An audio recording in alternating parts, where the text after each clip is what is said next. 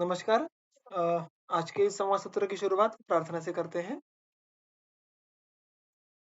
ओम सहना ववतु सहनौ भुनक्तु सह वीर्यं करवावहै तेजस्विनावधीतमस्तु मा विद्विषावहै। ओम शांति शांति शांतिः।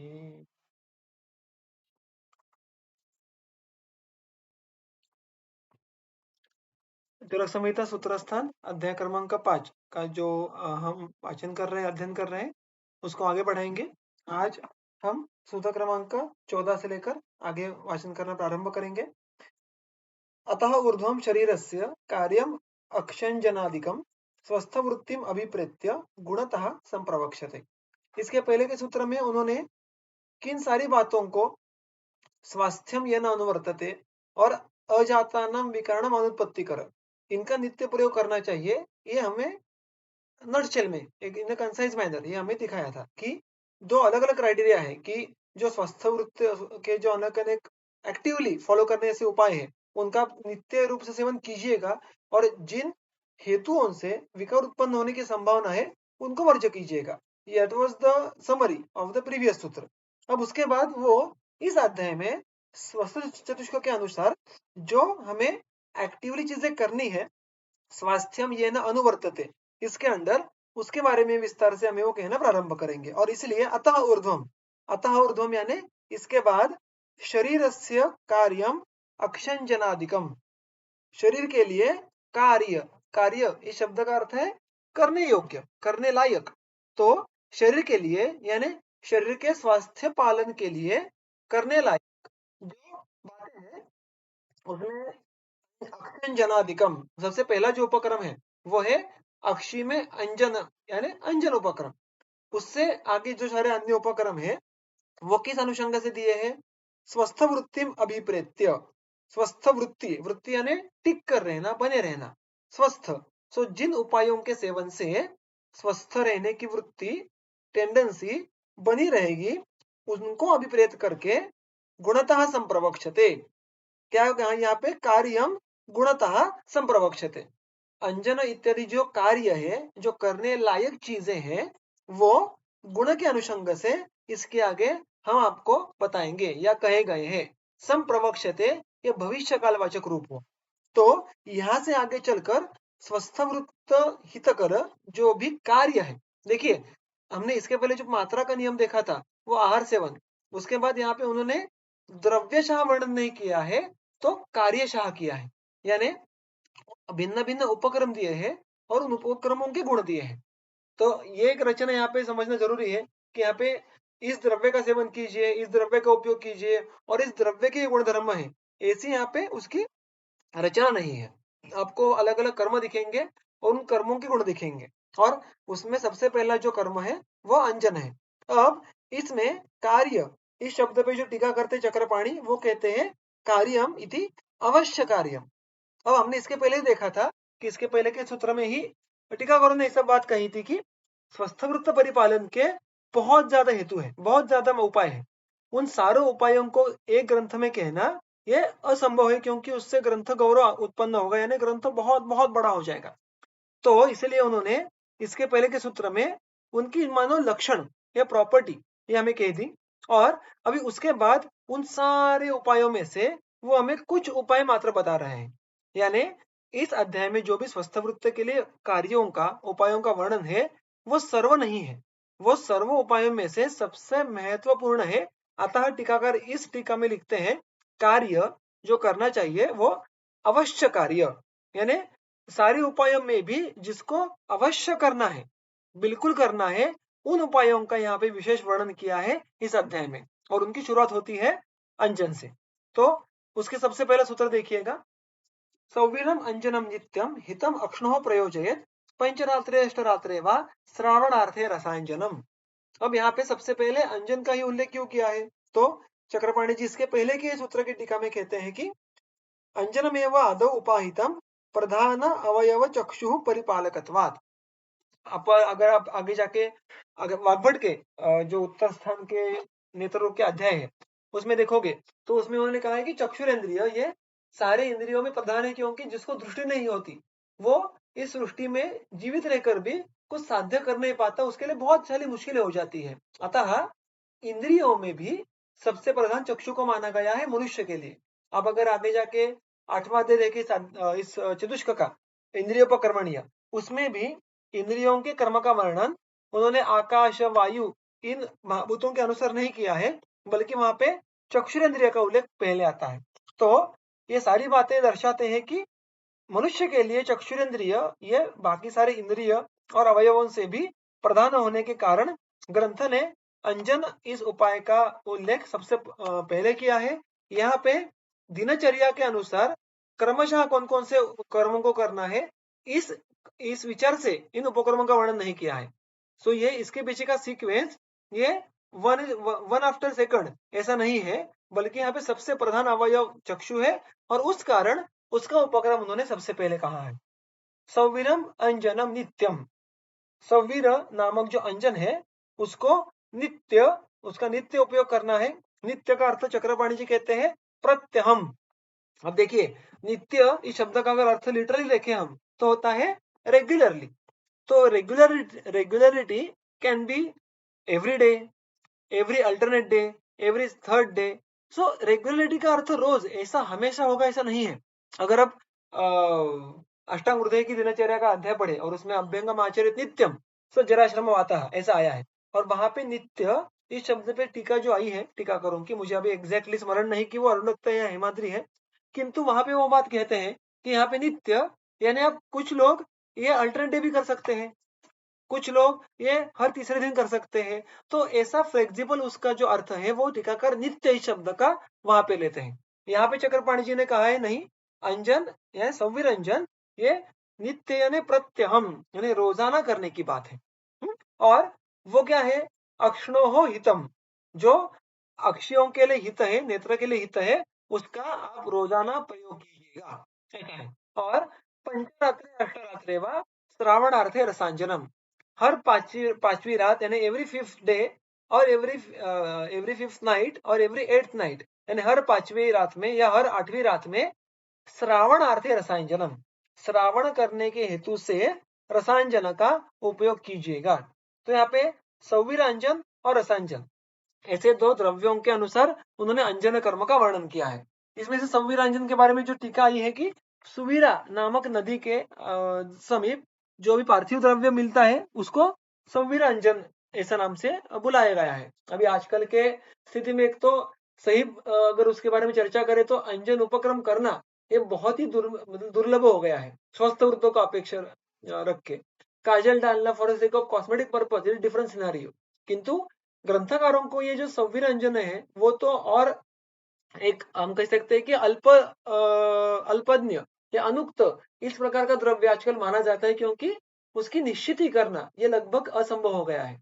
तो सुवीरा ये नदी उस काल में जो उसका नाम कहते होंगे उसके आसपास मिलने वाला एक द्रव्य विशेष उसको संवीरांजन कहा है। इतना ही हम अभी उसके बारे में चर्चा कर सकते हैं। उसका हमें गुणधर्म क्या ज्ञात है कि उसका नित्य उपयोग आंखों के अंजन के लिए करना है जो चक्षुओं के लिए हितकर है। और दूसरा जो द्रव्य है वो है रसांजन। रसांजन के बारे में भी कुछ पाठभेद है कि उसको कैसे कैसे तैयार करना है, लेकिन उसमें एक जो सामान्य बात है वो है दारवी, दारू हरिद्रा का क्वाथ और उसके साथ अजागृत या अजादुग्ध या गोदुग्ध, इसके द्वारा उसका घन घनीभूत करके संस्कार करके उसको घन संस्कार करके जो प्राप्त होगा उसको रसांजन कहना है। ऐसे काफी संदर्भ हमें उपलब्ध होते हैं। तो इसमें दारवी ये प्रमुख द्रव्य और उसके साथ दुग्ध इसका संस्कार ऐसा अपेक्षित है। और उसका प्रयोजन यहाँ पे हर 5वीं रात या हर 8वीं रात श्रावण करना ये इस प्रकार से दिया है। अब श्रावण करना यानी नेत्रगत जो भी दोष होंगे उनको वहां से बाहर निकालना ऐसा अर्थ आप यहाँ पे लेना है।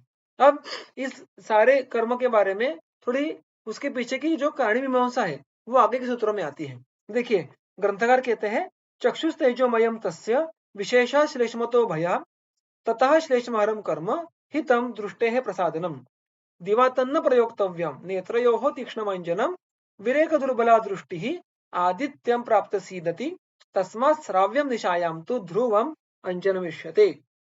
यानी चक्षु, हमारे जो चक्षु है वो कैसे है? तेजोमय है। गंगाधर जी बहुत सुंदर कहते हैं वो तेजो विकार भूत है, यानी अर्थात आग्नेय है, और इसलिए तस्य विशेषात् श्लेष्मतो भयम। अब यहाँ पे देखो रचना किसी सुंदर की है ग्रंथकारों ने। विशेषात् श्लेष्मतो भयम, श्लेष्मतः, श्लेष्मा से जब तहा इस उपसर्ग का उपयोग होता है तो उससे ऐसा अर्थ हमें लेना होता है प्रायः। तो श्लेष्मतः यानी श्लेष्मा से भय, डर, किनको? चक्षुओं को है विशेषतः, स्पेशली, यानी केवल कफ से भय है ऐसा नहीं है, कफ से विशेष भय है।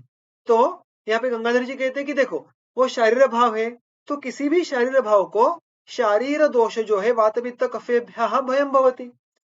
अगर इनमें से किसी का प्रकोप हुआ तो वो किसी भी अवयव, किसी भी दुष्ट के लिए डर ये पैदा कर सकता है, क्योंकि उसमें व्याधि कर्तृत्व होता है और उसको जो भी खवैगुण्य मिलेगा, दुष्य मिलेगा, वहां पे वो संप्राप्ति शुरू करेगा। अतः दोषों का डर यानी कुपित दोषों का डर तो होना चाहिए।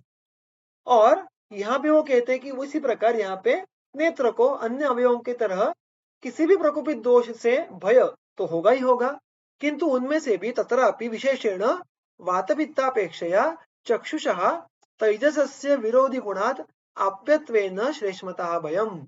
यानी चक्षु ये तेजोमय है, आग्नेय है, और कफदोष ये आप्य है, और ये एग्जैक्टली एक दूसरे के विपरीत गुणों से है, मुख्यत्वे उष्ण शीत गुण इनमें विपरीत है। तो अतः आप महाभूत ये अग्नि का पराभव सहजता से कर सकता है, अतः वात पित्त से भी अधिक उसको कफ दोष से ज्यादा भय है, यानी कफ ये वात पित्त से के तुलना से सहजता से नेत्र विकृति कर पाएगा। अतः हमें अगर चक्षुओं को किसी दोष से ज्यादा बचाना है, ध्यान पूर्वक बचाना है, तो वो कफदोष हो जाता है। और इसलिए उन्होंने कहा है देखो, ततः श्लेष्महरम कर्म हितम दृष्टे है प्रसादनम। और इसलिए जो कफहर कर्म है वो दृष्टि के हित प्रसादन के लिए, प्रसादन यानी उसमें जो मल है वो दूर करना, उसकी स्वच्छता रखना, प्रसन्नता रखना, इसको प्रसादन कहेंगे। तो नेत्र की दृष्टि की प्रसन्नता को, प्रसादन कर्म को बनाए रखने के लिए कफहर कर्म यानी नेत्रगत कफ का हरण हो जाए ऐसा कर्म करना ये हितकारक हो जाता है। और इसलिए ये सारी चर्चा चल रही है उस रसांजन के बारे में जो उन्होंने हर 5 या 8वें दिन करने के लिए कहा है। अब 5 या 8 दिन कहां से आए? तो ग्रंथकार कहते हैं कि दोष बल, रुग्ण बल, इसके अनुसार आप इनमें से 5, 6, 7, 8 इनमें से एक दिन आप उठा सकते हैं। ये एक दिग्दर्शन मात्र एक दिनों का निर्णय दिया है, रोजाना करना नहीं है। एवरी 5th और 6th डे एज पर जैसे हम देखते हैं कि कितने फ्रीक्वेंटली करना है, इसके लिए कोई नियम होते हैं कि फिर वो व्यवाय हो, फिर वो व्यायाम हो, उसमें हम बहुत बार रुग्णों को औषधि सेवन करने के लिए कहते हैं, वर्धमान रसायन होते हैं, तो हर एक में मात्रा निश्चित के लिए और उसके साथ काल निश्चित के लिए कुछ नियम होते हैं। वैसे ही यहाँ पर भी अगर जिस व्यक्ति में कफ का संचय अधिक होता हो, उसको नेत्र की तरफ कफ संचिति की प्रवृत्ति अधिक हो, उसका बल भी अच्छा हो, वो हर 5वीं रात भी रसांजन का अंजन करके नेत्र श्रावण कर सकता है, जिसमें जो पित्त प्रकृति का हो, अगर ऋतु शरद हो, ऐसे अवस्थाएं हो तो तब हम कम फ्रीक्वेंटली करेंगे। तो जैसे संविरांजन रोज करने की बात थी, वैसे रसांजन रोज करने की बात नहीं है, क्योंकि वो कफ का शोधन करता है। और वो आगे जाके उसका ही कारण लेते हैं, देखिएगा सूत्र क्रमांक 17, दिवातन्न प्रयोक्तव्यम नेत्रयोः तीक्ष्ण अंजनम। वो जो तीक्ष्ण अंजन है रसांजन नाम का, और वैसे अन्य भी कोई तीक्ष्ण अंजन होंगे, उनका दिवा न प्रयोक्तव्यम, उनका प्रयोग दिन में यानी जब सूरज सिर पे हो तब नहीं करना है। क्यों? विरेक दुर्बला दृष्टि ही आदित्यम प्राप्य सीदति। विरेक दुर्बला दृष्टि ही, कभी भी शरीर में कोई भी दोष अगर किसी स्थान से बाहर निकलता है तो उस प्रक्रिया में उस स्थान को कुछ हद तक दौर्बल्य आना ये तय है। वो कम काल के लिए होगा, अधिक काल के लिए होगा, अपने आप ठीक भी हो जाएगा, किंतु जब भी कुछ निर्हरण की बात होती है, दोष किसी भी छोटी जगह से भी बाहर निकलते हैं, तो कुछ अंश तक, कुछ काल तक उस अवयव को दौर्बल्य प्राप्त होता है। वही बात यहाँ पे भी है कि जब आप नेत्रगत कफहरण करने के लिए रसांजन का उपयोग करोगे तो तब दृष्टि को विरेचन, रेचन यानी यहाँ पे विरेक दुर्बल यानी कफ का शोधन करने के बाद दृष्टि ये कुछ देर तक दुर्बल होने वाली है।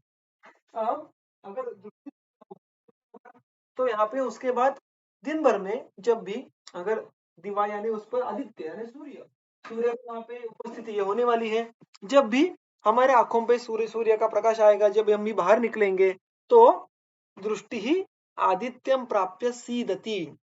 सीदति दृष्टि का बल ये उस सूर्य के किरणों के कारण और कम हो जाता है, क्योंकि वो पहले से दुर्बल है। और सूर्य किरणों के कारण ग्रंथकार ने बहुत सुंदर कहा है कि उसका अतियोग हो जाता है।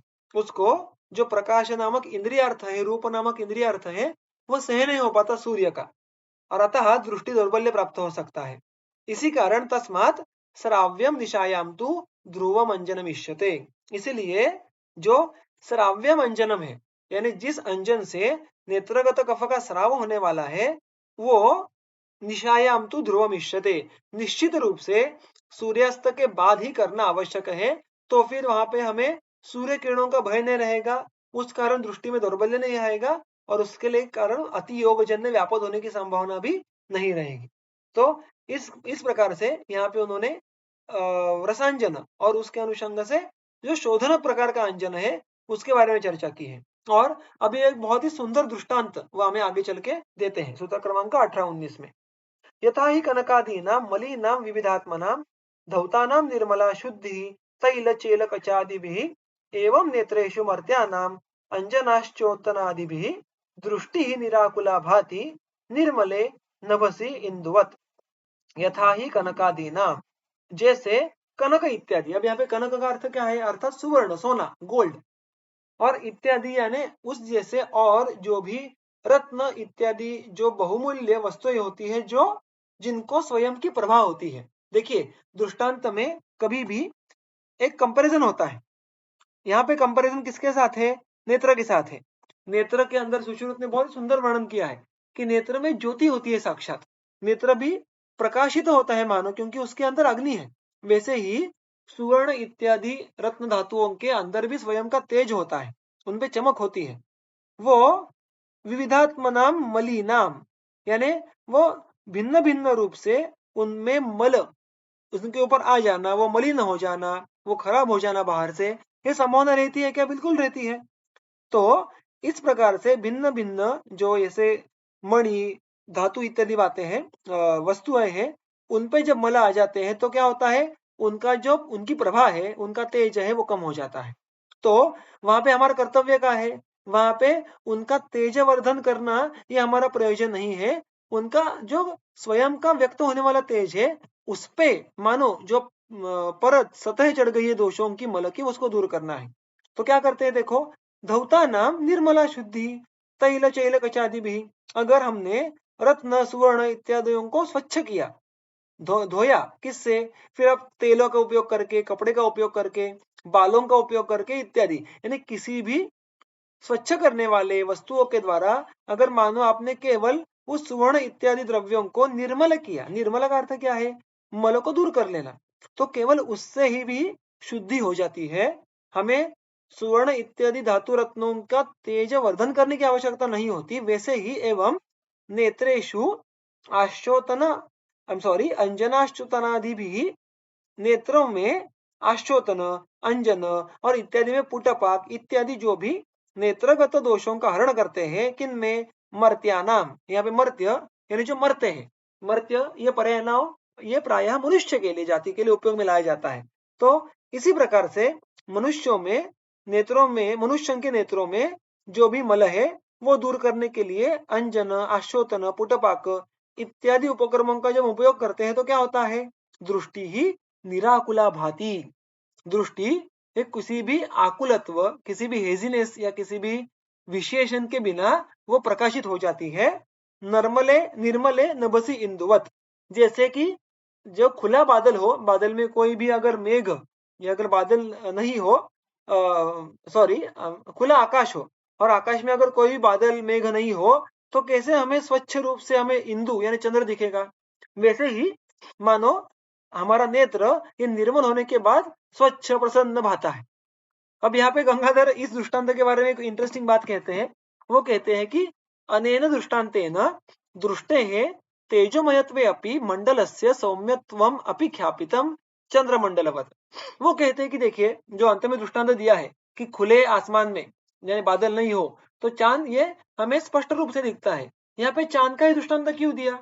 चांद तो सौम्य है और हमारे नेत्र तो तेजस है। तो वो कहते हैं कि यहाँ पे ग्रंथकार को नेत्र तेजस है, इसके साथ साथ जो उसके आसमंत में मंडलों की रचना है, ये हमने सबने सीखा है, श्वेत मंडल, कृष्ण मंडल, ये मंडल सौम्य है। तो अंदर का इंद्रिय, उसका जो ज्योति है वो अग्नेय है और उसका जो उन्होंने आश्रय दिया है, वो आश्रय जिन मंडलों के अंदर दिया है वो सौम्य है। वो दर्शाने के लिए यहाँ पे ग्रंथकार चंद्रमंडल का उदाहरण देते हैं, क्योंकि चंद्र भी सौम्य है। तो ये एक अलग बात गंगाधर जी हमें यहाँ पे कहते हैं। और इस प्रकार सबसे पहला उपक्रम जो अंजन है उसके बारे में यहाँ पे आता है। अब यहाँ पे अंजन के बाद जो आगे का उपक्रम आता है वो है धूमपान। उसका वर्णन उन्होंने सूत्र क्रमांक 20 से लेके सूत्र क्रमांक, हाँ,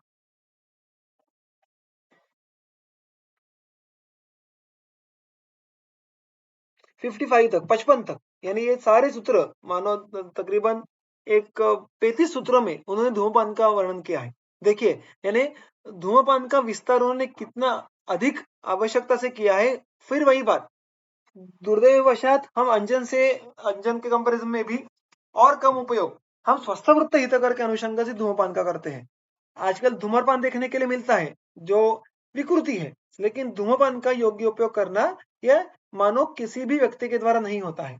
तो उसी उपक्रम का जरा अध्ययन आज और हमारे सत्रों में अध्ययन करेंगे और हमारे स्वयं से या हमारे आसपास जो लोग हैं उनसे स्वस्थवृत्त में इसका उपयोग कैसे कर पाएंगे, इसके बारे में एटलीस्ट विजुअलाइजेशन करना शुरू करेंगे। ओके, तो देखिएगा उसमें शुरुआत में वो हमें द्रव्य संग्रह देकर वर्ती निर्माण का विधि कहते हैं, क्योंकि धूमपान के लिए धूमवर्ती निर्माण करना आवश्यक है। अब अंजन के बाद धूमपान क्यों आया, इसके पीछे क्या कोई कारण है क्या? तो ग्रंथकार कहते हैं कि प्रायः अंजन के बाद धूमपान करने का विधान चालक के तंत्र में है। क्यों? क्योंकि अंजन के बाद जिस प्रकार कफ का स्राव होता है, उस कफ को पूर्ण रूप से बाहर निकाल देना ये हमें धूमपान से करने के लिए संभव होता है। यानी मानो धूमपान या अंजन का एक प्रकार का पश्चात कर्म है। और उसके लिए चक्रपाणी जी टीका में उसका एक सूत्र भी कोट करते हैं शालक्य तंत्र के कोई ग्रंथ में से कि तीक्ष्णांजनेन अंजितलोचनस्य यः संप्रदुष्टः न निरेति नेत्रात् श्लेष्मा शिरस्थः ततु पीतमात्रे धूमे प्रशांतिम लभते क्षणेन। यानी अगर आप अंजन विधि विस्तार से और मागोट में देखो तो वहां पे आपको देखने के लिए मिलेगा कि अंजन एक केवल नेत्रगत दोषों को बाहर निकालता है, इतनी उसकी मर्यादा नहीं है। वो नेत्र के आसमंत में जो भी शिरस्थ यानी शिर प्रदेश में अन्यत्र भी दोष है, उनको भी नेत्र मार्ग से बाहर निकालने की क्षमता विधिवत अंजन में है। इसलिए अंजन को शोधन उपक्रमों में भी गिनाया है। और देखिए जो नेत्र है वो भी बहिर्मुख स्रोत से है। अधोद्वे सप्त शिरसी खानी स्वेद वाहनी च, ये जो सारे बहिर्मुख स्रोत से है उनमें सप्त शिरसी में 2 नेत्रों का समावेश होता है। बहिर्मुख स्रोत से यानी क्या कि वहां से जो शरीर में जो भी मलिन भाग होंगे वो नित्य रूप से बाहर निकलने के लिए अवकाश है। और प्रायः नासा मुख कर्ण ये बहुत ऑब्वियस बहिर्मुख स्रोत से हमें याद रह जाते हैं, किंतु नेत्र भी स्रोत है, इस बात को हम भूल जाते हैं। तो यहाँ पे अंजन का कर्म बहुत ही सुंदर वाग्भट ने वर्णन किया है कि वो कैसे काम करता है। तो अंजन होगा, आश्वतन होगा, इनमें नेत्र और उसके आसमंत के जो शिरस्थ दोष है उन पे कार्य करने की भी क्षमता होती है। और इसलिए उस तर्क से यहाँ पे वो सूत्र दिया है कि अंजन के बाद स्पेशली तीक्ष्ण अंजन के बाद जो न यह संप्रदुष्टः न निरेति नेत्रा श्लेष्मा शिरस्थः, शिरस्थ संप्रदुष्टः श्लेष्मा, शिर प्रदेश में जो भी दुष्ट प्रकार का कफ है वो संचित रह जाता है, वो अंजन के बाद भी बाहर निकलता नहीं। उसको भी बाहर निकालने के लिए धूमे प्रशांतिम लभते क्षणेन, अगर आप धूमपान करें तो कुछ ही क्षणों या एक क्षण में ही उस शेष कफ का भी शोधन हो जाता है। तो अतः अंजन का पश्चात कर्म धूमपान है, ऐसा यहाँ पे उन्होंने स्पष्ट किया है। और इसीलिए अंजन के बाद धूमपान का उल्लेख आया है। सूत्र देखिएगा एक बार, हरेणुकां प्रियंगुञ्च पृथ्वीकां केशरं नखं हृवेरं चन्दनं पत्रं त्वगेलोशिरपद्मकं ध्यामकं मधुकं मांसि गुग्गुलु अगुरुशर्करं न्यग्रोदोदुम्बराश्वत्थ प्लक्षरोध्रत्वचः वन्यं सर्जरसं मुस्तं शैलेयं कमलोत्पले श्रीवेष्टकं शल्लकिंच शुकबर्हम अथापि च पिष्ट्वा। इसके आगे का बाद में पढ़ेंगे। यहाँ पे सबसे पहले तो द्रव्यों की एक लंबी चौड़ी लिस्ट आई है। अब यहाँ पे मैं हमारे कालवशत में हर एक द्रव्य का अर्थ मैं नहीं कहूंगा, क्योंकि आपको प्राय इनके अर्थ ये चक्रवाणी की टीका में मिल जाएंगे, या आप इनसे पहले ही ये इनके अर्थ आपको ज्ञात होंगे। गंगाधर में भी इन सब द्रव्यों के अर्थ दिए हैं। अगर कोई आपको उसमें ढूंढने में कोई अगर कष्ट हुआ तो मुझे आप बाद में पूछ लीजिएगा। किंतु इन द्रव्यों में हमें द्रव्यों के समूह में से हमें क्या समझ के लेना है। तो देखिए, अगर आपको अष्टांग हृदय का एलादि गण या अगर कुछ हद तक स्मरण हो तो उसके काफी हद तक द्रव्य इस गण में, इस सूत्रों में देखने के लिए मिलते हैं। क्या सामान्यत्व है दोनों में? सबसे पहले और सबसे सुलभता से जो हमें मुद्दा ये समझ में आता है कि सारे द्रव्य प्रायः सुगंधी है। तो धूमपान, और उसमें भी हम जो अभी धूमपान का प्रकार पढ़ रहे हैं वो है प्रायोगिक धूमपान। उसके लिए जो सारे द्रव्यों में कॉमनेस्ट फैक्टर है वो है सुगंध। और सुश्रुत का ऐसा वचन है कि सुगंधी द्रव्य ये सूक्ष्म होते हैं, सूक्ष्म स्रोतों तक पहुंचने की उनकी क्षमता अधिक होती है। और हमें यहाँ पे जब धूमपान करना है तो धूम कल्पना भी सूक्ष्म है। आप जब द्रव्यों को जलाते हैं और उसका धूम होता है तो अग्नि वायुवात्मक हो जाता है। और अब अगर अष्टांग हृदय सूत्रस्थ 9वां अध्याय देखोगे तो अग्नि, वायु, इन दोनों महाभूतों के गुणों में, महाभूतों के द्रव्यों के गुणों में हमें सूक्ष्म गुण का उल्लेख देखने के लिए मिलता है। तो जब हम ऊर्ध्व जत्रुगत सूक्ष्माति सूक्ष्म स्रोतों में से दोषों को बाहर निकालने का प्रयास करेंगे, तब हमें उतने ही सूक्ष्मता से कल्पना भी नियोजन करना पड़ेगा और द्रव्य का भी नियोजन करना पड़ेगा। तो यहाँ पे कल्पना कौन सी है? धूम। और द्रव्य कौन से है? सुगंधी। तो इसलिए यहाँ पर नित्य और सुगंधी का एक और यहाँ पे जो प्रायोगिक धूमपान के लिए एक रेलेवेंस है कि प्रायोगिक आगे जाके हम देखने वाले हैं कि प्रयोग, जिसका अर्थ संस्कृत में होता है कि नियमित रूप से करना। और यहाँ पे ग्रंथकार कहते हैं कि ये स्वस्थ वृत्त व्यक्ति ने रोज करने की बात है। तो अगर धूमपान रोज करना है तो वो हम नासा से अंदर लेकर, मुख या मुख से अंदर लेकर, जो विधि है उसमें जो भी योग्य होगा उसके अनुसार वो पूरे शिर में प्रविष्ट होने वाला है। तो ये सारा धूम जो द्रव्यों का है वो शिरस्थ होने वाला है और फिर बाहर निकलने वाला है।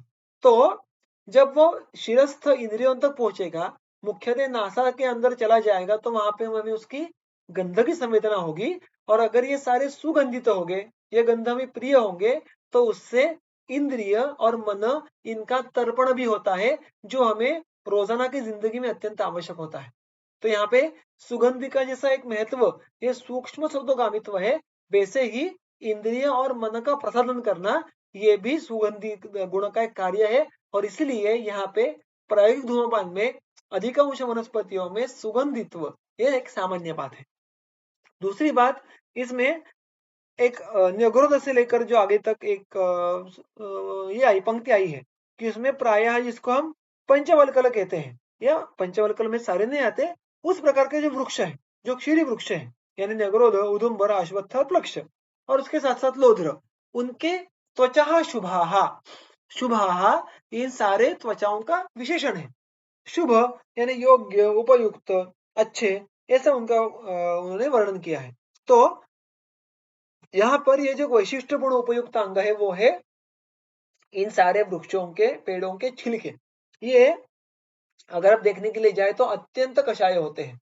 तो जब शिरस्थ अभिशंत बहुत होगा या अभिशंत होने की संभावना होगी, तब इन द्रव्यों का अधिक उपयोग के बारे में हम सोच सकते हैं। और इन सारे द्रव्यों में इन द्रव्यों का आगे वर्ती रूप कैसे करना है, तो कहते हैं कि इन सारे द्रव्यों को लेके इष्टवा, उनका पेषण कीजिएगा। पेषण यानी कल्प कीजिएगा। ये किस कुछ किसी द्रव की अपेक्षा होती है, किसी लिक्विड की अपेक्षा होती है। और अनुक्त नियम के अनुसार अगर किसी द्रव्य का उल्लेख नहीं हो तो हमें पानी का उपयोग करना है। तो अर्थात इन सारे द्रव्यों को इकट्ठा लेकर उनका पानी में कल्क करना है। और उस कल्क का क्या करना है? पिष्ट्वा लिम्पे शरेशिकां तां वर्तिं व्यवसन्निभाम् अंगुष्ठ संहितां कुर्यात् अष्टांगुल समाम्भिषक् गर्भां तां वर्तिं धूमनेत्रार्पितां नरः स्नेहाक्तम अग्निसंप्लुष्टां पिबेत प्रायोगिकीं सुखाम। तो क्या कहा है उन्होंने, देखिएगा टीका में भी नीचे इसका अच्छा सा वर्णन किया है कि जो कल्क है, जो आपने उसका कल्क द्रव्यों का बनाया है, उसको उसका लेप कीजिएगा। किस पे लेप कीजिएगा? शरेशिका। शरेशिका यानी शर, उन्होंने नीचे दिया है कि जो शर नाम का घास होती है, उसका जो एक अगर तिनका आपने लिया तो उस तिनके पे हमें इस कलका का लेप करना है। और उस कलका का लेप करने के बाद क्या करना है? उसको स्वयं शुष्क होने देना है। वो उसके बाद उन्होंने क्या कहा है, उसका उसका कल्क जो उस पे लिंपन करना है उस शरेशिका पे, उसका उन्होंने आकार कहा है कि यव सन्निभा। यव सन्निभ यानी broader in between, narrowed at the both the sides. तो जिसको हम स्पिंडल शेप कहते हैं, उस प्रकार से उसका लिंपन करना है। अब उसका प्रमाण कितना होना चाहिए? अंगुष्ठ संमिता, अंगुष्ठ जैसे उन्होंने उसका कहा है कि जो उसका डायमीटर है, उसका सरकमफरेंस है, वो उतना होना चाहिए। और अष्टांगुल समाम, उसकी जो लेंथ है, उसकी जो दीर्घिका है, वो 8 अंगुल इतनी होनी चाहिए। इस प्रकार हमें उस कल्क का शरेशिका पे लेप करना है। और इस प्रकार जब वो शुष्क हो जाएगा तो निगर्भाम ताम, उस जो वर्ती तैयार हुई है, जो सूख के अभी, उसके भीतर से उस जो घास की तिनका है शरेशिका का, वो निकाल दीजिएगा। तो अंदर बीच में एक सूक्ष्म छिद्र ये बन जाएगा और हमें एक स्पिंडल शेप यव के आकार की 8 अंगुल लंबाई की धूमवर्ती ये मिल जाएगी। ताम वर्तिम, उस वर्ती को धूम नेत्रार्पिताम नरहा, धूम नेत्र में प्रविष्ट करके उसका उपयोग करना है। कैसे करना है? स्नेहाक्तम अग्नि संप्लुष्टाम पिबेत। स्नेहाक्त यानी उस पूरे वर्ती को स्नेह से अक्त करना है। अक्त यानी उसको, जैसे हम अभ्यंग कहते हैं ना, अभ्यक्त, वैसे उस पूरे वर्ती को अच्छे से स्नेह लगाना है। अब यहाँ पे स्नेह उक्त नहीं है तो प्रायः घृताक्त करेंगे उसको, और घृताक्त करके उसको जला देना है। अब यहाँ पे ग्रंथकारों में स्पष्ट रूप से दिया है। अब अगर गंगाधर भी पढ़े तो उसने और भी स्पष्ट कर दिया है। वो कहते हैं कि उसका जो धूमवर्ती हम सबको पता है, धूमवर्ती के एक अंत में धूम नेत्र के एक अंत में हम धूमवर्ती को प्रविष्ट करेंगे और दूसरे एंड से हम धूम सेवन करेंगे। तो जिस एंड में आप धूमवर्ती प्रविष्ट करने वाले हो, वहां पे वो प्रविष्ट करो और धूमवर्ती के दूसरे अंत में उसको अग्नि लगा दो, उसको जला दो। और उसके आगे जाके आप हमें उसका धूमपान के विधि के द्वारा सेवन करना है। स्नेहाक्तम अग्नि संप्लुष्टाम पिबेत प्रायोगिकीम सुखाम। अब यहाँ पे सुखम ऐसा शब्द आया है अंत में। तो इस प्रकार से प्रायोगिकी धूमपान का विधि का सुखपूर्वक सेवन करना अपेक्षित है। अब सुख इस शब्द का उल्लेख क्यों किया है? तो नीचे जो टीका जो सबसे अंत में दी है चक्रपाणी ने, वो क्या कहते हैं देखिएगा, सुखाम इति अनेन,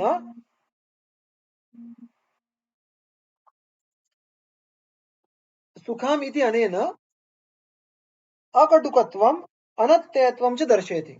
अगर अब हमने कभी धूमपान किया हो या कभी कोई स्मोकिंग कर रहा हो तो हमारे नाक में धुआं जाता है और किसी भी प्रकार का धुआं अंदर गया, तो बहुत बार अगर वो धुआं थोड़ा अधिक उग्र हो, वीर्यवान हो, स्ट्रांग हो, तो नासा के अंदर हमें जलन जैसा हो जाता है, जिसको टीकाकार कहते हैं कटुत्व या अत्ययत्व। यानी अगर धूम ये प्रविष्ट हुआ कंठ में, नासा में, तो खांसी आना, आंखों में से पानी आना या कोई भी उद्वेजजनक ये लक्षण उत्पन्न होना, ये बातें हो सकती है।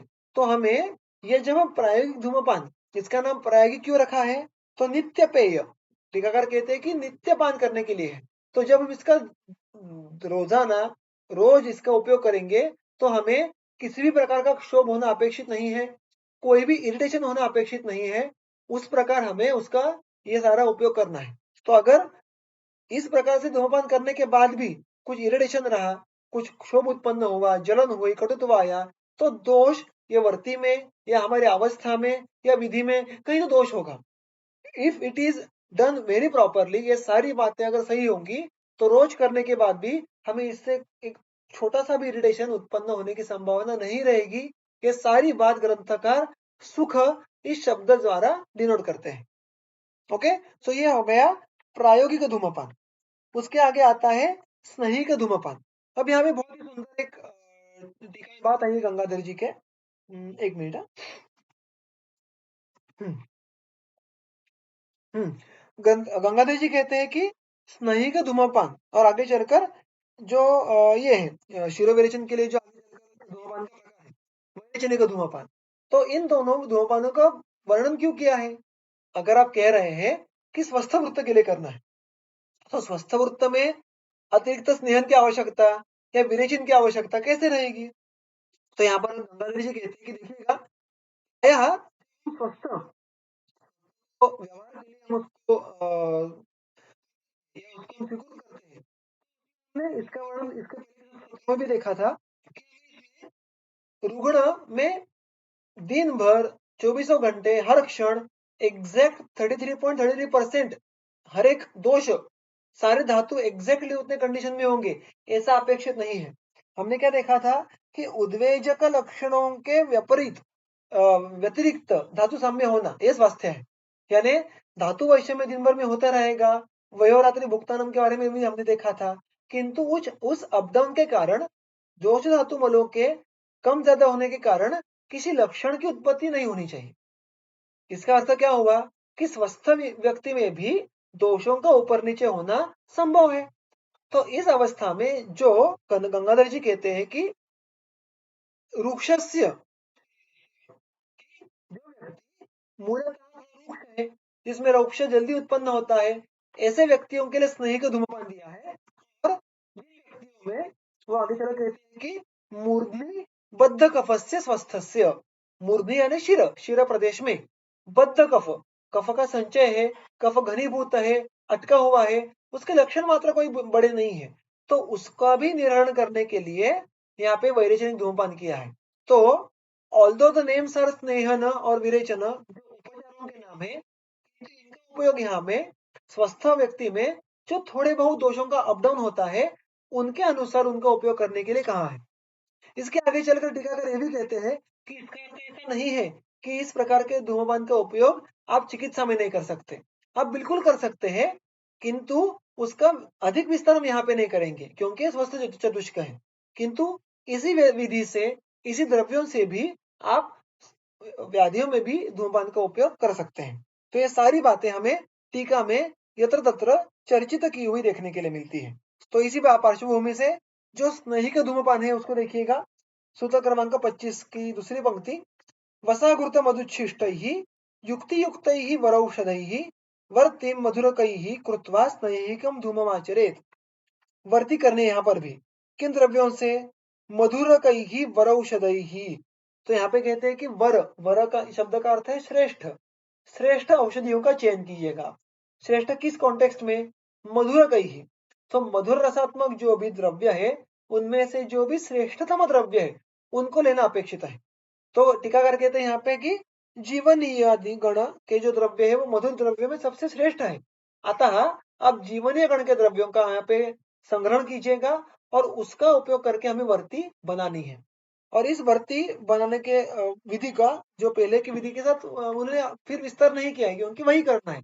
पानी में उसको घुलाना है, उसकी कलका करना है वगैरह वगैरह। किंतु उसमें एक उन्होंने कहा है कि उसमें युक्ति युक्त ही वसाघृत मधुच्छिष्ट ही उस द्रव्यों के साथ साथ हमें युक्ति युक्त ही युक्ति का उपयोग करके युक्ति के साथ वसा घृत मधुच्छिष्ट इनका उपयोग करना अपेक्षित है। वसा सबको ज्ञात है, घृत ज्ञात है, मधुच्छिष्ट यानी मोम वैक्स, मधु यानी शहद, उच्छिष्ट यानी झूठा। सो मधु अगर हम निकाल दे जब ये होता है हनी बीज का जिसको मराठी में पोड़ा कहते हैं उनका जो कॉलोनी होती है तो जो शेष रह जाता है वो है वैक्स या मोम। उसको इसलिए मधुशिष्ट कहा गया है। तो इनमें से रुग्ण की अवस्था के लिए जो हम सॉरी रुग्ण नहीं होगा यहाँ पे स्वस्थ व्यक्ति को सात्म्य चाह कालशाह जो भी यहाँ पे योग्य द्रव्य होगा आप उनमें से एक या दो द्रव्यों का एकत्र उनका उपयोग करके या अलग अलग उपयोग करके धूमपान कीजिएगा। तो यहाँ पर जो द्रव्य का उपयोग किया है वो जीवनीय है, मधुर है अर्थात स्निग्ध है और जो संयोगवश द्रव्य कहे हैं वो भी स्निग्ध है और इसलिए ऐसे स्वस्थ व्यक्ति जिनमें जो मूलतः थोड़े रुक्ष कैटेगरी के हैं, किंतु उनमें भी नित्य धूमपान करना है, तो यह स्नेहिक धूमपान करना अपेक्षित है। और आगे चलकर देखिएगा, श्वेता ज्योतिष्मती चैव हरितालम मनश्शिला गंधाश्च अगुरुपत्राद्याः धूमम मूर्ध विरेचने। शिरोविरेचन या विरेचन वैरेचनिक धूमपान के लिए उन्होंने किन द्रव्यों का उपयोग किया है? श्वेता, ज्योतिष्मती, हरताल, मनश्शिला, गंधाश्च अगुरुपत्राद्याः। तो क्या हमें हरताल मनश्शिला पता है? श्वेता का अर्थ है यहाँ पे वो अपराजिता लेते हैं टीकाकार। और गंधा, देखो चक्रपाणी ने स्पष्ट रूप से कहा है, गंधा यानी क्या? गंधा यानी सुगंध द्रव्याणि। उनमें से भी कौन से? तो सूत्र में जैसे आया है अगुरुपत्राद्याः, अगुरुपत्र इत्यादि जो सुगंधी द्रव्य है। अब अगुरुपत्र इत्यादि ये कौन सी लिस्ट अपेक्षित है? तो टीकाकार कहते देखिए, चरक चिकित्सा अध्याय क्रमांक 3 ज्वर चिकित्सा में शीत ज्वर में अगुरुवाद्य तेल आता है और उसकी शुरुआत अगुरु कुष्ठ तगर पत्र ऐसे प्रकार से है। तो वहां पे बहुत लंबी चौड़ी लिस्ट आती है जिनमें उन्होंने प्रायः शरीर में शैत्य का नाश करने वाले ऐसे वनस्पतियों का संग्रहण किया है। उसमें से जो सुगंधी द्रव्य है, ज्वर चिकित्सा में अगुरुवाद्य तेल के पूरे द्रव्यों की लिस्ट में जो भी आपको अगुरु पत्र इत्यादि जैसे करना यहाँ पे अपेक्षित है। देखिए वहां पे वो द्रव्य शीत ज्वर का प्रशमन करने के लिए आए हैं, यानी वो विशेष रूप से उष्ण होंगे, उनको शरीरस्थ शीत गुण कम करने की क्षमता है। और उन्हीं द्रव्यों का उपयोग हम यहाँ पे वैरेचनिक धूमपान के लिए कर रहे हैं, जो कि कफ संचित की अवस्था में अपेक्षित है। और कफ का स्वभाव का गुण ये शीत होता है। अतः उन लिस्ट में से सुगंधित का उपयोग करके यहाँ पे हमें वैरेचनिक धूमपान के लिए भर्ती बनानी है। और यहाँ पे हमें बहुत ही सुंदर नियम यहाँ पे हमें टीका कहते हैं कि अगुर्वाद्या इति न कृतम कुष्ठ तगरयोः अतितीक्ष्णत्वेन मस्तुलुंग स्राव भयात् परिहारार्थम। कि अगर हम मूल सूत्र देखें अगुर्वाद्य तेल का, उसमें अगुरु कुष्ठ तगर पत्र ऐसे उसके पहले के 4 द्रव्य है। तो केवल अगुरवादी इतना भी कह सकते थे ग्रंथकार। अगुरु पत्रादि ऐसा क्यों कहा? क्योंकि अगुरु और पत्र इन दो द्रव्यों के बीच में कुष्ठ और तगर इन दो द्रव्यों का नाम आता है। और धूमपान के लिए कुष्ठ और तगर ये दोनों द्रव्य वर्ज्य है। यह बात बहुत बहुत जगह पे टीकाकार कहते हैं कि सारे द्रव्यों में से सुगंधी होने के बाद भी कुष्ठ और तगर इनका उपयोग धूमपान में नहीं करना है। उसका वो कारण भी कहते हैं, वो कहते हैं मस्तुलुंग स्राव भयात। ये द्रव्य अगर धूम के रीत्या शिरस्थ प्रविष्ट हुए तो वहां पे जो हमारा मस्तुलुंग है उसका स्राव करने की क्षमता इन द्रव्यों के पास होती है। मस्तुलुंग ये साक्षात धातु स्वरूप है, हमें उसका श्रावण नहीं अपेक्षित। अगर वो श्रावण हुआ तो बड़ा आपत हो जाएगा। और अतः कुष्ठ और तगरव इनका कभी भी उपयोग हमें धूमपान में करना अपेक्षित नहीं है। और इसलिए जो मूल सूत्र है चरक चिकित्सा 3 का अगुरु कुष्ठ तगर पत्र, इनमें से कुष्ठ तगर नहीं लेने हैं, ये कहने के लिए उन्होंने अगुरु पत्रादि इस प्रकार की रचना इस सूत्र में की है। इसी संदर्भ को वो एविडेंस प्रोवाइड करते हैं शाला के तंत्र में से ग्रंथों का। न तो कुष्ठे श्रावयतः धूमवर्ती प्रयोजिते वस्तु तस्मात् ते नैव योजयेत्। वो कहते हैं कि कभी भी धूमवर्ती इन दो द्रव्यों का उपयोग मत कीजिए। उत्तम सुश्रुत कहते हैं केलादि तगर कोष्ठम, सुश्रुत चिकित्सा सन में आदि गण जो मैं अभी अभी मैंने इसका उल्लेख किया बड़ सुश्रुत में, उनका केवल यानी सारे ग्रंथ एक वाक्यता मिलती है कि कभी भी धूमपान के तगर और कुष्ठ इन द्रव्यों का उपयोग नहीं करना है। इस प्रकार यहाँ पे स्नेहिक और वैरेचनिक इन धूमपानों का वर्णन पूरा हुआ। आज का जो हमारा वाचन का अंश है वो यहाँ पे समाप्त होता है। आज के सत्र में अगर किसी को कोई शंका हो या कोई प्रश्न हो तो आप पूछ सकते हैं। और अगर नहीं होगा तो हमारा सत्र यहाँ पे हम समाप्त करेंगे।